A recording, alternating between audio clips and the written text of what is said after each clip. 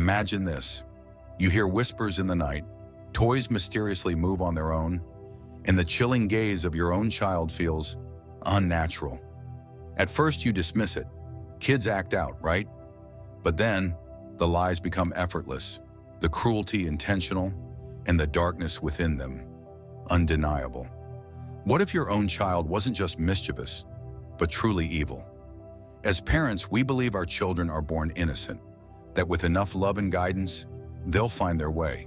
But what if some children don't? What if instead of growing out of bad behavior, they grow into something much darker? The ancient Stoics believed that a person's character is their fate. But what happens when that fate leans toward darkness? If you've ever questioned your child's behavior, stay with me, because today we uncover the 7 warning signs your child might be evil.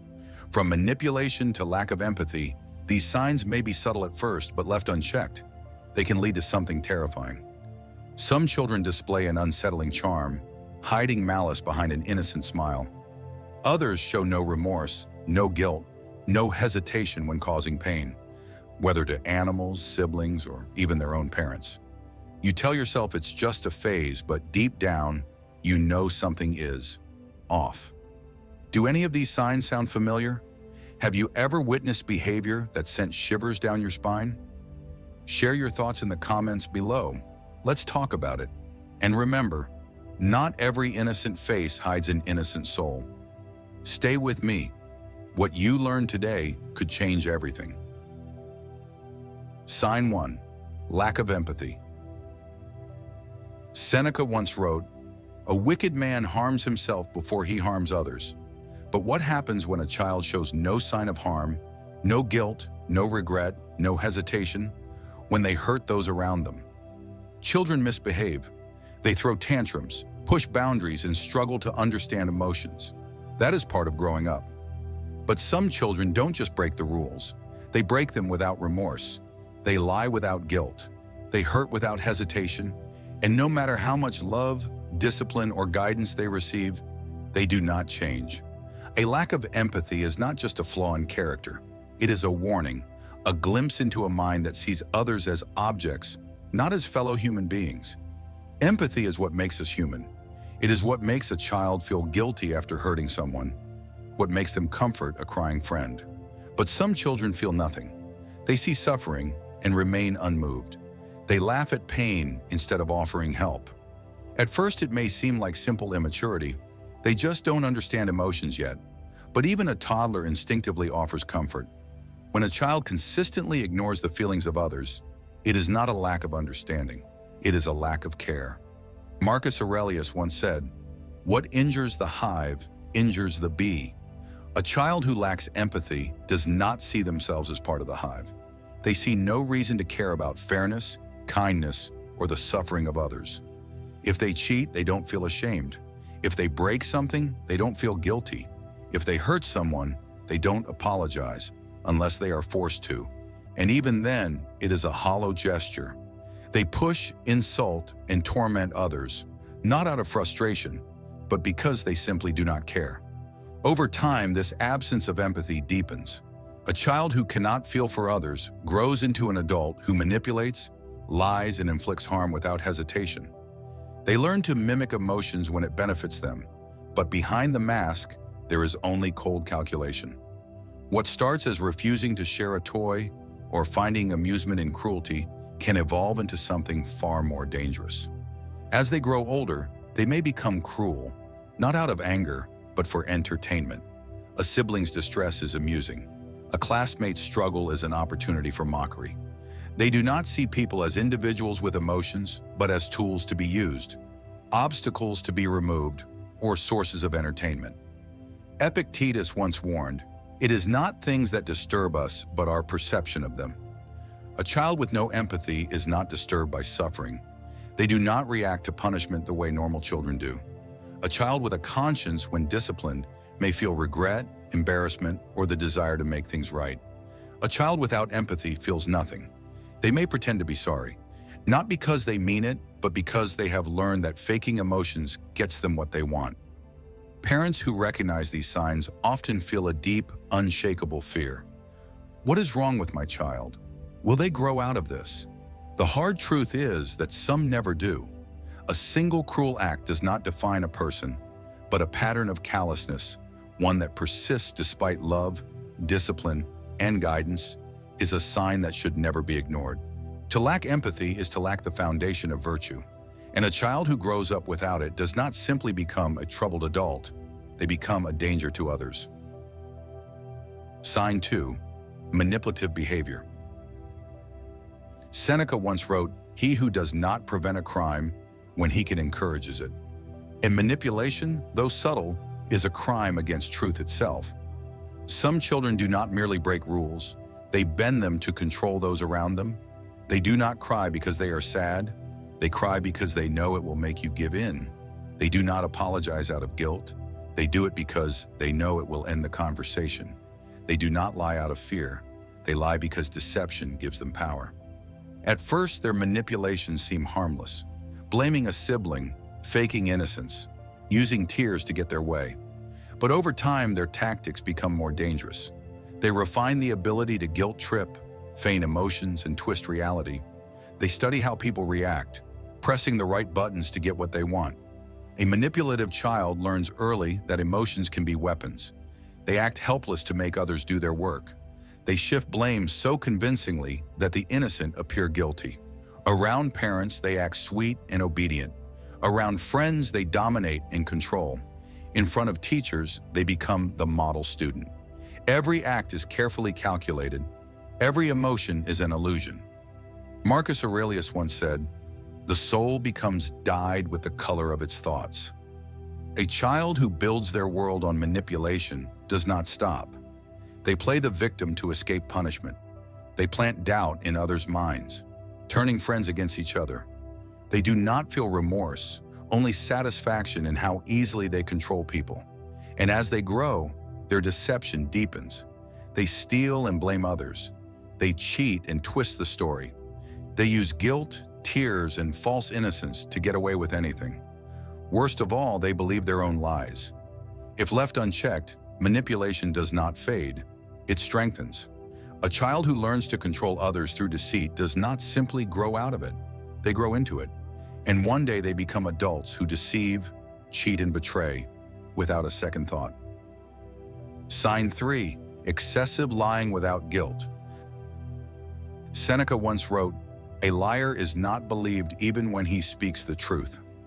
And yet some children do not merely lie.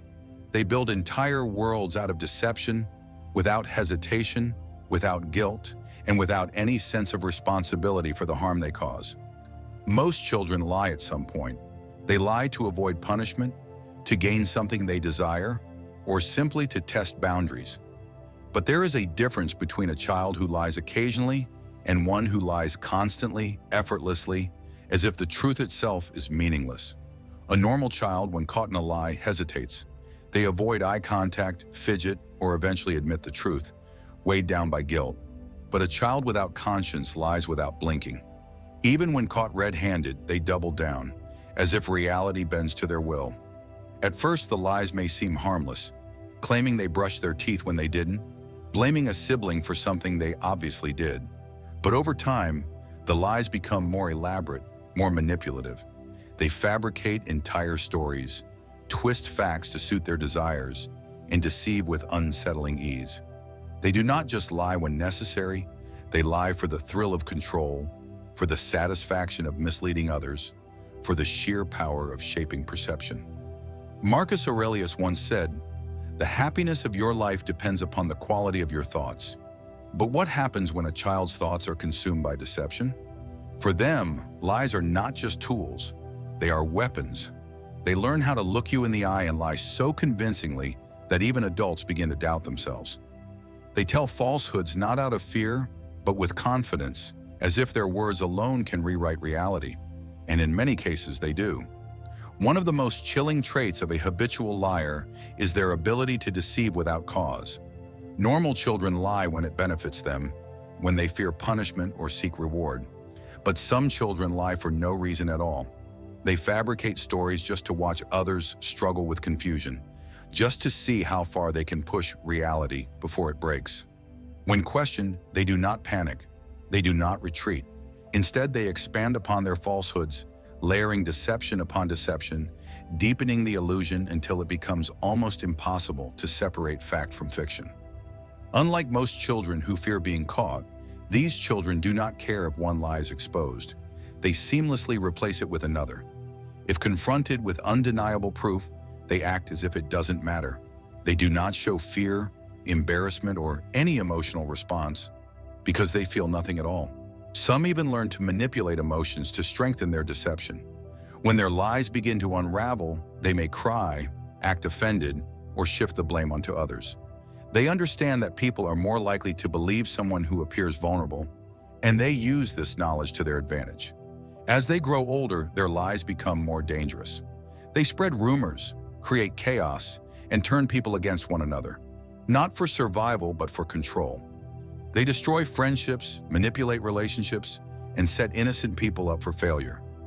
One of the darkest signs of an evil nature is the ease with which a child moves between lies and truth. One moment, they are fabricating a complete falsehood with perfect confidence. The next, they are behaving as if nothing happened. There is no stress, no anxiety, no internal conflict, because to them, lies are just words, and truth is whatever they decide it to be. The longer they get away with deception, the more dangerous they become. They lose all respect for honesty. They learn that reality is not something to be respected, but something to be shaped, manipulated, and controlled. If left unchecked, they do not grow out of this habit. They grow into it. They become adults who lie effortlessly, who deceive without conscience, who destroy without remorse. And worst of all, they believe they will never face consequences. But the Stoics knew the truth. A life built on lies is a life destined to collapse. Sign 4. No guilt or remorse for their actions. Epictetus once said, "It is not things that trouble us, but our opinions about them." But what happens when a child holds no opinion of right and wrong? When they do harm yet feel nothing? Most children, even when they misbehave, experience guilt. If they break a rule, they fear the consequences. If they hurt someone, they feel remorse. If they disappoint someone they love, they show regret. Guilt is what teaches them right from wrong, shaping their conscience over time. But a child who lacks guilt does not just misbehave. They do so without care, without hesitation, without consequence. In their mind, punishment does not affect them. If they break something valuable, they shrug. If they cause someone pain, they move on as if nothing happened. If caught in a lie, they double down, spinning new falsehoods without the slightest hesitation. At first, a parent may believe their child is simply strong-willed or emotionally reserved. But then they notice, no matter how serious the situation, the child remains indifferent. A sibling cries because of something they did. No reaction. Discipline is given. No regret. If they apologize, it is empty. Just words spoken to end the conversation. Nothing more. Seneca once wrote, "A crime committed with a clear conscience is the most dangerous of all, and that is what makes a child without guilt so alarming. They do not fear consequences. Most children behave because they understand that misdeeds lead to punishment. But for a child without remorse, punishment is meaningless. You can take away privileges, ground them, or discipline them in any way. It will not change their behavior. Instead of reflecting on their actions, they focus on avoiding getting caught next time. Some children even learn to fake guilt. They watch others mimicking what adults expect to see. They cry when punished, not because they feel bad, but because they know it might earn them sympathy. They apologize when necessary, but only as a strategy, not as an expression of genuine regret. As they grow, their lack of conscience makes them more dangerous. Since they do not feel bad about harming others, they do it more frequently. Since they do not care about punishment, they become better at deception. They refine their ability to manipulate, turning guilt and remorse into tools they wield against others rather than emotions they experience themselves. One of the most chilling aspects of a child without guilt is their reaction, or lack thereof, to the suffering of others. They witness pain and feel nothing. If confronted about their actions, they stare blankly as if it means nothing to them. If they lie, steal, bully, or even inflict physical harm, they move on without a second thought. Worse, if you try to hold them accountable, they may act annoyed, as if your concern is the real inconvenience. Guilt is what keeps us human. It is what makes us learn, grow, and change. A child who never feels it, no matter how severe their actions, is showing a dangerous lack of conscience. Without intervention, they grow into adults who lie, manipulate, and hurt others, without regret, without remorse, without a second thought. Sign 5. Cruelty to animals. Seneca once wrote, "The first step toward kindness is to cease to harm." But what does it mean when a child takes pleasure in harm? When their first instinct is not to nurture, but to destroy? Many children love animals, whether it is a family pet, a stray cat, or even a small insect. They recognize these creatures as living beings. Even when young children accidentally hurt an animal out of curiosity, they usually react with guilt, sadness, or the desire to make things right. But some children feel nothing. Worse, they enjoy it. They do not see animals as creatures with feelings, but as objects to control, torment, and break. At first, their cruelty may seem minor, a pulled tail, a thrown rock, a careless action. But the difference is in how they respond. A child with empathy will feel remorse. A child without it will feel amusement. They may kick, hit, or trap an animal just to see its reaction. They may strangle a pet, pull the legs off insects, or inflict pain simply to satisfy their curiosity. And when confronted, they do not stop. They either ignore the warning or laugh. Marcus Aurelius once said, "The soul becomes dyed with the color of its thoughts." A child who repeatedly harms animals is shaping their nature into something dangerous. Studies have shown that many violent criminals, including serial killers, started by harming animals before turning to people. Why? Because animals are defenseless. They cannot tell anyone what happened, they cannot seek justice, and they cannot fight back. If a child learns that they can cause suffering without consequence, they often seek greater control, first over animals, then over people. Parents who witness this behavior sometimes dismiss it. They're just curious. They don't know any better. It's just a phase. But this is not a phase. If a child repeatedly hurts animals, laughs about it, or shows no remorse, it is a serious warning sign. Some children try to hide their cruelty. The family dog suddenly becomes afraid of them. A neighbor's pet mysteriously disappears. Injured animals begin appearing near the home. When a child harms animals in secret, it means they know it is wrong, but they do it anyway. The most chilling sign is their reaction to death. Most children feel sadness when they see a dead bird or a pet that has passed away. They may cry, ask questions, or struggle to understand loss. But a child with a dark heart, they feel nothing. Or worse, they laugh. Cruelty without remorse is a warning sign that should never be ignored. If a child does not learn to respect life, they will grow into someone who disregards it entirely. Sign 6. Blaming others for everything. Epictetus once said, "It is impossible for a man to learn what he thinks he already knows."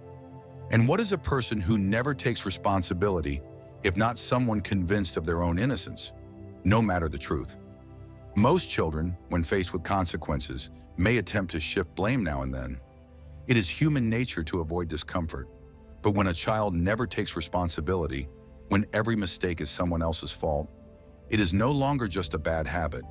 It is a dangerous pattern of deception, manipulation, and self-preservation at the cost of others.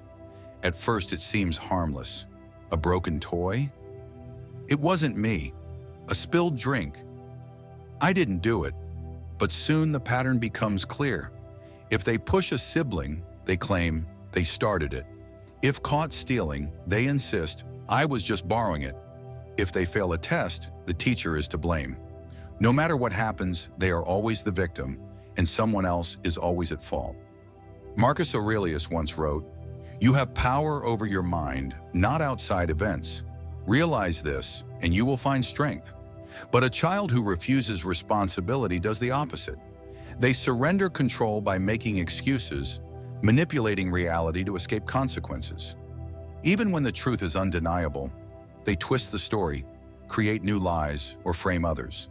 They may break something and place the evidence near a sibling's belongings. They may start an argument but make sure they are seen as the innocent party. They may lie about being bullied to turn attention away from their own wrongdoing. As they grow more skilled, they learn to play the victim, not just to escape blame, but to control others. If confronted, they say things like, "Why are you always picking on me? I guess I'm just a bad kid, huh? You never believe me, no matter what I say." Instead of apologizing, they manipulate emotions, making others feel guilty for questioning them.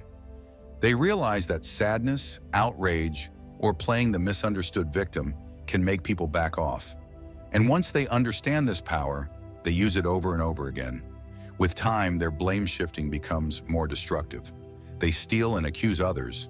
They cheat and create false excuses. They spread lies to protect themselves while ruining someone else's reputation. Worst of all, they feel nothing. Not guilt, not shame, not concern for the people they harm. As long as they avoid consequences, nothing else matters. A child who never takes responsibility is walking a dangerous path, one that leads to deception, betrayal, and a total disregard for truth. If left unchecked, they do not simply grow out of it. They grow into adults who cheat, manipulate, and destroy trust without remorse. Sign 7. Growing fascination with violence. Seneca once wrote, "All cruelty springs from weakness." But what happens when a child does not see violence as weakness, but as power? Most children understand that causing pain is wrong. Even when they play rough, they learn limits. But some children develop a deep, unnatural attraction to violence, not just in movies or video games, but in reality. They are not disturbed by destruction, they are drawn to it. At first, the signs may seem subtle. They obsess over violent videos, watching fights or destruction repeatedly. They doodle disturbing images of pain and suffering. They speak about harm casually as if it means nothing. But then, something more unsettling emerges. They seek out violence. They become fascinated with weapons, blood, and stories of real-life cruelty. They laugh at brutality in movies. When others flinch, they do not. They do not turn away from suffering. They stare, captivated. Marcus Aurelius once said, "The things you think about determine the quality of your mind." A child who fixates on violence does not just imagine harm, they begin to act on it. They push, hit, or bully, not for control but for enjoyment. They harm animals, break things for pleasure, and intimidate others just to see fear in their eyes. And as time passes, they escalate. History's most violent criminals did not become that way overnight. Many started as children who showed no empathy, who enjoyed suffering, who fantasized about destruction. A child who delights in pain, who speaks of harming others as if it is normal, carries one of the most chilling signs of an evil nature. If left unchecked, they do not grow out of it. They grow into it. Evil does not always announce itself. Sometimes it whispers through small actions, a cold stare, a hollow apology, a lie told too easily. It hides behind innocence, waiting for the moment to grow. The most dangerous thing you can do is ignore the signs to convince yourself it's just a phase, just a mistake. But the truth is, some paths, once taken, do not lead back. If this video made you see things more clearly, let me know in the comments. Have you ever witnessed these warning signs in someone before? What happened? Your insight could help others recognize the truth before it's too late. And if you found this content valuable, consider hitting the like button and subscribing. It's a simple action, but it helps bring awareness to those who need it most. Awareness is the first step toward protection. Stay observant, trust your instincts, and never turn a blind eye to what must be seen. And remember, what we choose to confront today can change what we fear tomorrow. I'll see you in the next video.